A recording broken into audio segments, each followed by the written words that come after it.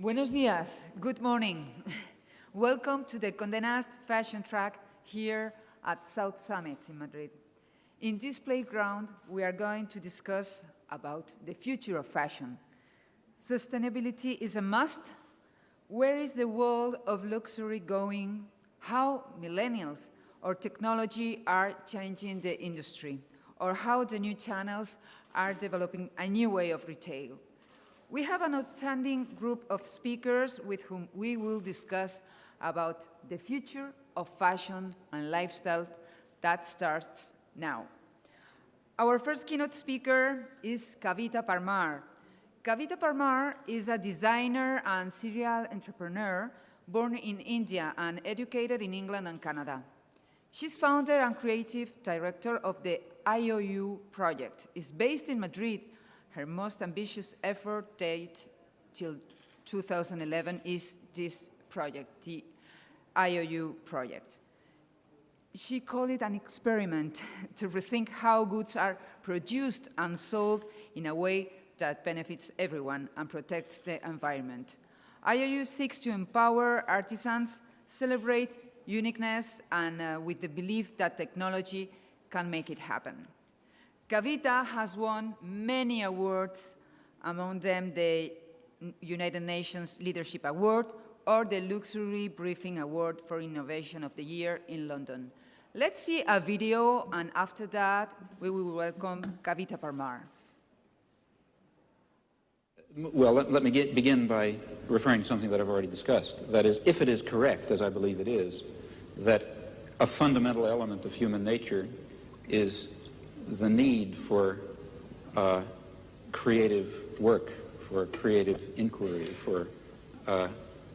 for free creation without the arbitrary limiting effects of coercive institutions, then, of course, it will follow that a decent society should maximize the possibilities for this fundamental human characteristic to be realized. That means trying to overcome the elements of repression and oppression and destruction and coercion that exist in any existing society, ours, for example, as a historical residue. Now, a federated, decentralized system of free associations incorporating economic as well as social institutions, it seems to me that it is the appropriate form of social organization for an advanced technological society in which human beings do not have to be forced into the position of tools, of cogs in a machine, in which the creative urge that I think is intrinsic to human nature will in fact be able to realize itself in whatever way it will. I don't know all the ways in which it will. The technology alone is not enough. That it's technology married with liberal arts, married with the humanities, that yields us the result that makes our hearts sing. We are constantly being bombarded by problems that we face, and sometimes we can get completely overwhelmed. The story of the hummingbird is about this huge forest being consumed by a fire. All the animals in the forest come out and they are transfixed as they watch the forest burning, and they feel very overwhelmed, very powerless, except this little hummingbird. It says, I'm going to do something about the fire. So it flies to the nearest stream, takes a drop of water, and it puts it on the fire and goes up and down, up and down, up and down, as fast as it can. In the meantime, all the other animals, much bigger animals, like the elephant with a big trunk, could bring much more water. They are standing there helpless, and they are saying to the hummingbird, what do you think you can do? You're too little. This fire is too big. Your wings are too little. And you're big, so small, you can only bring a small drop of water at a time. But as they continue to discourage it, it turns to them without wasting any time and tells them, I am doing the best I can. And that, to me, is what all of us should do. We should always feel like a hummingbird. Please welcome Kavita Parmar.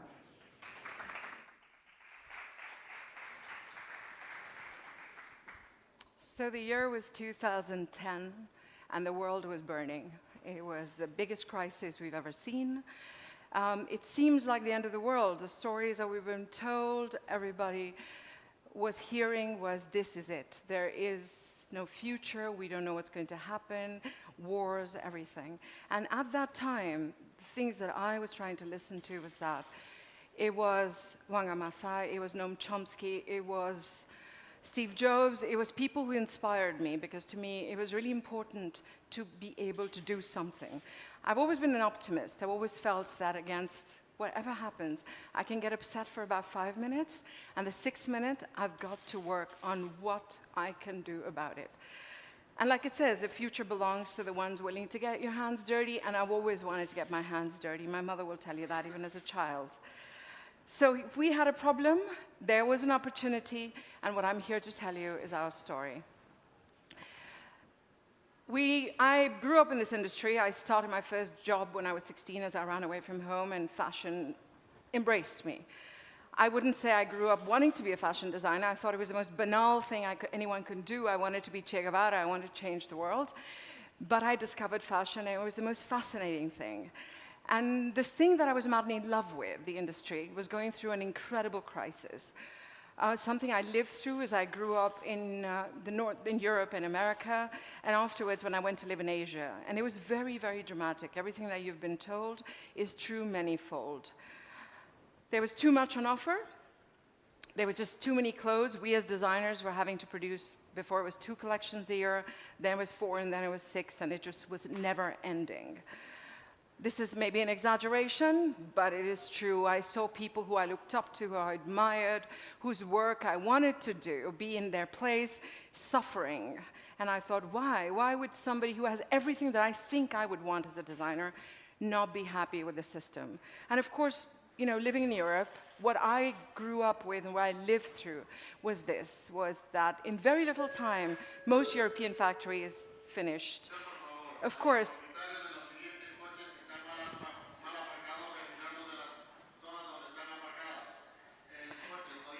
this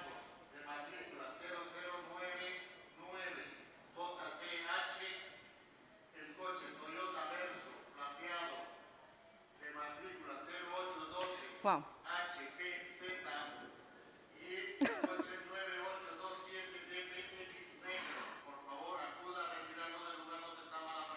Por favor. So this is something I've seen myself. I've lived in Asia for a long time. I was part of this process of outsourcing, and a lot of it is true. I'm not going to bore you with the situation, the environment. You could just type Greenpeace, see what's happening. There's so many things around that. Of course, lots of jobs were being lost here. And not because people were not innovating. It was because our bowl of rice cost more than the bowl of rice in Asia. It was literally that. Globalization had become not what to me globalization was about. Marco Polo traveling to find the most beautiful things in the world and bringing it back and trading with the most beautiful things in his country. We were now going to find the cheapest in the world. We were going to find, excuse my French, shit, and trade it with shit, because it was about the cheapest. And it was about of course, everyone said this was prosperity. It was prosperity for a small group of people, but most small shops that I loved, most small businesses were closing down because they could not keep up with this crazy, crazy schedule. And to me, the most important thing was we had created a monster, and that monster was us, the irresponsible consumer. We couldn't give a damn that we could buy a T-shirt at $3, and then, of course, we want to get paid more than that for our work. We didn't think about it because it wasn't here. It was not even a thought in our head, is it really possible that someone could make a piece at that price and sell it to me? And of course, one of the things that, as a global citizen, that broke my heart was wherever I traveled, it was all exactly the same. It didn't matter where I went, whether I was in New Delhi or New York or in Sao Paulo. Everywhere, the shops were the same, the fashion was the same, the stories were the same. And that's when we said, To me, fashion, which was the most beautiful way of expressing yourself, which is what had made me fall in love with this industry, had become a commodity. At the end of the day, it was just like anything else. It was about fast and cheaper. It was all the focus was in quantity and price, and there was nothing, no conversation about quality and value. And that's kind of when we said, what is going on? What can we do about it? The good news was that there was this new generation that had been born in this digitally connected world. It was a generation that was very aware. It knew everything that was happening at the tip of its fingerprints. It didn't think it belonged to one place. The world was its oyster. It didn't want to own things but experience them. So all of these interesting things that were happening and the new technologies that were coming up, I thought was an opportunity to reclaim my love for what I did. Listening to these consumers, I went through a lot of consumer reports. I met a lot of people who were doing work in all kinds of industries, not just ours, the auto industry, the hotel industry, and we got some really interesting feedback. And that's kind of when we came up with the idea of the IOU project. And what was the idea? It was really simple. What do we want to do? We want people to think when they buy. We want people to be responsible. But the truth is, responsible consumption is not something a brand is going to design and sell to you. It's a dialogue that we're going to have as consumers with things we consume, with people who produce, with the people who buy. So how could we promote that? So we decided that what we had to do is, once again, build that connection. Of course, it was a big idea. Everyone told me, oh, you know, you're crazy. It's all about low cost now. You're wasting your time. We did our math as well, and we said, okay, even if the top end of the market is interested in what we're doing, it's an interesting enough market to give a shot to. And really, I felt that this was the moment for me. All my work life, which has been between Asia, Europe, and America, everything that I have seen, that this was my moment to try to give an answer to what I thought was going on and to try to reclaim my love for things well made, my love for quality, and my love for fashion. What did we do? We changed our methodology. Normally in fashion, as you'd see on the left-hand side, it's very trend-driven right now. So first, everyone looks at the trends, and depending upon the trends, you'll get the feedback, and then you go ahead and you build your supply chain, your materials to fit in the product. But what we decided was we were not going to worry about trends. I wanted to make that shirt or that pant like a Charles and Ray Eames chair that's still valid 50 years later and that still stands a test of time. I wanted to build a product that you had a relationship with, that you did not want to throw it away because it was something that was part of your story. And how could we do that? So we took around us all the ideas, all the things that really mattered to us in terms of fashion. What was it that I loved about fashion? Put that around and said, that's what we're going to put into our design way of thinking. We went back to authentic heritage material. Material is one of the biggest things that we have a problem with. Right now I live in Spain and it's impossible to find local materials because all of that industry has disappeared. Most material now comes from very far away. People are buying cashmere made in China. People are buying merino wool made in somewhere else. It's as if they were selling you bottles of Vino Tinto with La Rioja and it was made in China. Nobody would do that because they understand that La Rioja is a denomination of origin. Well, so is the case with clothing. So is the case with a lot of raw materials. It's about the culture of the land. It's many, many hundreds of years of the way we've lived, of the stories of our ancestors that go into that raw material that we've lost. I speak to most Spaniards and they don't even know that merino wool is actually Spanish. And it's only 200 years ago that they've started producing it in New Zealand and Australia because they wanted to industrialize the process. So things like that is what obsesses us at IOU. We want to document all these incredible heritage craftsmen around the globe. The first collection that I made was the Madras collection. Why did I go with Madras? I love the check. I love the Madras check. I grew up with it. And it's the most ubiquitous piece of material that you find anywhere. Most brands use it. They even use the word Madras, and people don't know there's a place called Madras that used now called Chennai. There's over 250,000 weavers there, and they are struggling to make a living. Every Madras shirt that you're buying today, 99% of times, the fabric's coming from China. So it was how could we give denomination of origin to these people without having to fight with governments. We decided technology could do that. We documented over 250 Madras weavers in that cooperative, which has 250,000 of them, and gave them individual codes and started working with them. And it was about the quality, and it was about their quality of life, the way they were living, how they could what they were having to do is quit their work and travel to a big city and work in a factory. But that was, maybe they made $50 more, but the truth is their quality of life was terrible. So how could we help them? We looked the other side. There was a beautiful story in the Isle of Harris in the north of England, in Scotland. And there you had an island's heritage that had been kept alive because they were able to give them denomination of origin. So our idea was, could we use technology to give denomination of origin and authorship back to the artisans? Then we produce everything in Europe. People ask me that. Why do you do that? Well, you know, in India, they make fabrics. That's what they're good at. They wear fabrics. Where do I go to make the best jacket? Italy. The Italian maker will teach me as a designer how to make a better jacket because he wears a jacket. So it was about making the best product and not the cheapest product. Then we built our own technology, which is something we had to do because it didn't exist, to link this whole story and make it human for the consumer. And that's what you get to see on our website. Every piece comes with a code. You scan it. You get to see who your weaver is. You get to meet him. You click on it. There's a huge amount of multimedia information. You can see videos about how the work is done. The same thing is with the artisan in Europe. And, of course, you as a consumer. The idea was to put everybody on the same frame. So we understood that what really we do when we buy is we exchange our time with someone else's time. So we cannot be buying cheap because that means we don't value our time either. How could we not value someone else's time? And I call it creating prosperity chains. For me, transparency is fundamental if we want change and sustainability, because it is about shared responsibility. As consumers, we cannot pretend that brands have the onus to ship us a sustainable product if we're not there to fight for it, to ask for it, to pay for it, to maybe save up money and not buy so much of the other stuff and buy that one thing and support it, because our future and our children's future depends upon it. We have the opportunity right now, as the new generation, as this new incredible technological revolution that is happening, to put humanity back. As Steve Jobs said, technology is not the answer if there's no humanity.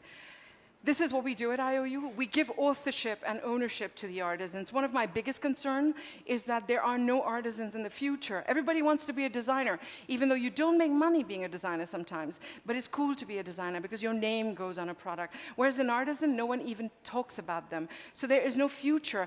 And let me tell you, with what's happening with robotics and artificial intelligence, the only future for mankind is to be able to do creative, unique things. Because anything that is repetitive, the machine will do better, I promise you. So the idea is to emancipation of our relationship with work. I want to love my work again. I don't want it to be a chore. And how can we help that? By celebrating your work, by allowing people to see what you're doing. Also, the generational artists, the fact that, you know, things belong to a certain culture and we should respect them and we should go back and give more work to them. There are lots of cases that have happened in fashion about appropriation of culture, and that happens purely because there's no transparency and no traceability back to where things originally come from. And of course, emancipation of the consumer. We need, as a consumer, to look for uniqueness, authenticity. How can we, people who want to put out all ideas and talk about ourselves, not want to do that right now? And of course, the emancipation of me as a designer. So in IOU, one of the things that we do is we open our platform to other designers to collaborate with them. To me, the idea of collaboration is not just a marketing idea, as a lot of big companies are doing. It's about doing things right. It's about sharing knowledge and making a better product together. So how do I define ourselves? To me, we are a storytelling platform. Nobody needs to buy clothes anymore. We've got enough clothes for the rest of our lives if we don't buy them now. The only reason we buy things is of the experience that we have with them. So we need to give value to this incredible experience, use this power that we have as consumers to change the world to what we want it to be. We cannot behave like teenagers and expect someone else to come and change this for us. We have to participate in this change. And for the first time, ladies and gentlemen, we have the power. So our supply chain is our community. Everyone's part of our product is who these people are. In fashion, we don't like to talk about where things come from because it's all about the brand. To me, my brand is these people. It's the people who buy, it's the people who make. That's what makes this idea more powerful. So for me, they say clothes make a man, but do you know the man who made the clothes? And we were hoping to ask that question. 5 years ago, we raised the slogan, and then, of course, the whole hashtag came out, who made your clothes? And that was a movement that was started sporadically all over the globe about people asking that question, who made your clothes? Unfortunately, 1,500 people had to die in Rana Plaza before that had to happen, and I'm hoping that we don't let that happen again. And the only way that's not going to happen again is if we as consumers, we as designers, we as people of this planet make a decision to do something. As Wanga Maathai said, we should be doing the best we can, no matter how little we are. So if you want to find out a little bit more about IOU, you can go to the IOU project, just put it online. You'll find a lot of things about us. Right now, as you see us, we are a brand of clothing. But really, I didn't set out to make another brand of clothing. I really set out to go back and reclaim the love that I have for what I do. That is what I wanted. And start a revolution and hopefully give people my point of view of this was possible. We are doing a lot of consulting work. We're doing a lot of collaborations around the globe in many different industries. And it's an exciting time because people are willing to listen. This idea has generated a lot of interest. And, you know, that's the power of the internet. You know, 20 years ago, a little girl out of Madrid in the middle of nowhere would have not gotten as far as I've managed to get. I had no money left over to spend on marketing, and all of this has been word of mouth and magical. There's a video, I'm not going to play it because we don't have time. The gentleman was finding the car, took some time away. Go online and find it. It's really beautiful. And this is what I set out to do, to aspire to inspire. I was inspired by a lot of great people. I think all of us have been, and it is our job to inspire others. Thank you very much.